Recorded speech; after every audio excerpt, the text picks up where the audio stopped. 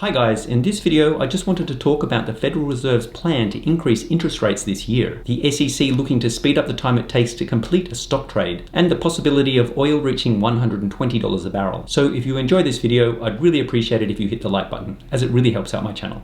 Okay, so let's jump into it. Gary Gensler, the chairman of the Securities and Exchange Commission, is looking to shorten the time that it takes to complete a stock trade. Currently, it takes 2 days for a trade to be completed, and the SEC wants to make it 1 day. The SEC believes that it will help reduce market risk as there won't be as much margin needed. Speaking to journalists on Wednesday, Gary Gensler said, "As the old saying goes, time is money. Shortening the settlement cycle should reduce the amount of margin that counterparties would need to post with clearinghouses. This comes as a result of the massive short squeeze of GameStop last year, when retail investors teamed up to buy shares in the company, a stock that was known to be short by a number of hedge funds. As the price of the stock shot through the roof, hedge fund traders found it extremely difficult to find any shares to buy so they could cover their short positions. As the price of the stock kept going up so much, some brokerages actually risked running out of money and not being able to pay their customers. And during this time, Robinhood actually halted trading of the stock to avoid massive losses. If the SEC is successful in speeding up the transaction time of stock trades, it will force brokerages and traders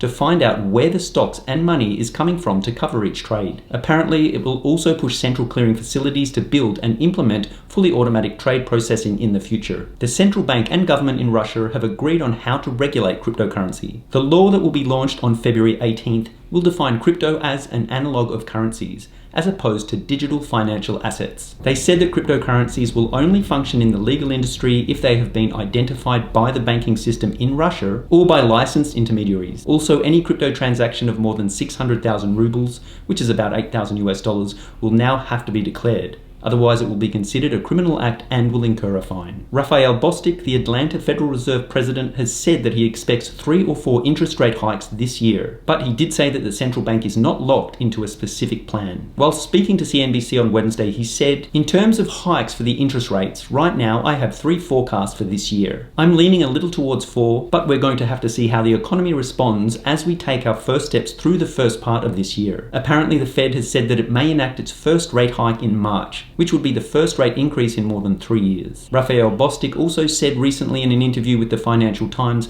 that he expects the first rate increase to be 0.5 percentage points, which is 50 basis points. But when speaking to CNBC yesterday, he said, "For me, I'm thinking very much of a 25 basis point perspective. But I want everybody to understand that every option is on the table, and I don't want people to have the view that we're locked into a particular trajectory in terms of how our rates have to move over time. We're really going to let the data show us to what extent a 50 basis point or 25 basis point move is appropriate." On Tuesday, a report from JP Morgan said that an invasion of Ukraine would send oil prices to $120 a barrel. The report by Natasha Kaneva, who is the head of global commodities at JP Morgan, read, "Any disruption to oil flows from Russia in a context of low spare capacity in other regions could easily send oil prices to $120. With current prices of $91 a barrel, which is a 7-year high, it would significantly increase the price of fuel at the pump." Along with this, JP Morgan said that if Russia did cut its oil exports by 50%, the price of oil would most probably reach $150 a barrel, which would be an all-time high. The Wharton School, which is one of the leading business schools in the United States, will now accept Bitcoin as a form of payment